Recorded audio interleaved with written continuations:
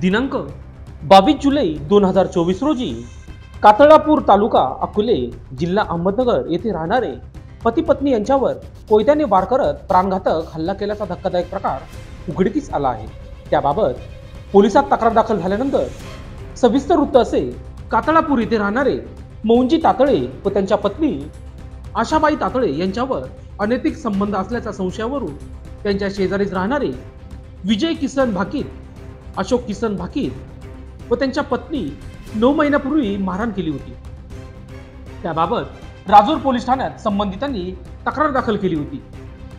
त्यानंतर मौंजी तातळे हे बृहन्मुंबई महानगरपालिकेत नोकरीस असल्याने परिवाराने टिटवाळा येथे वास्तव्यास केले आहे।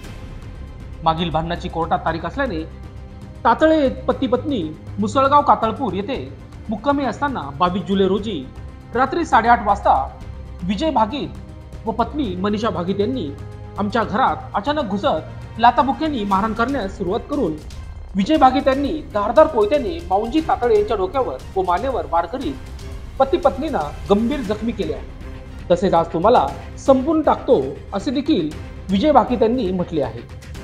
या हल्ल्यानंतर गंभीर जखमी असलेल्या पती पत्नींना राजूर येथील प्राथमिक आरोग्य केंद्रात उपचारासाठी दाखल केले असता त्यांची प्रकृती चिंताजनक असल्याने आज रोजी त्यांना वृंदावन हॉस्पिटल पाथर्डी फाटा नाशिक येथे दाखल करण्यात आले आहे। मौंजी तातळे अजूनही बेशुद्धच आहे।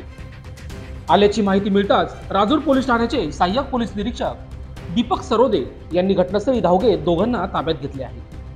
या हल्ल्याचा पुढील तपास दीपक सरोदे यांच्या मार्गदर्शनाखाली पोलीस उपनिरीक्षक पांडुरंग कावळे, पोलीस नाईक दीपक डगळे, रायटर अशोक काळे, अशोक गाडे हे करीत आहे। गंभीर जखमी असलेल्या तातळे दाम्पत्याची प्रकृतीबाबत वृंदावन हॉस्पिटल येथील डॉक्टरांनी लोकशास्त्र न्यूजशी बोलताना अधिक माहिती दिली। बघूयात सविस्तर। लोकशास्त्र न्यूज साठी बंटी आढाव, नाशिक।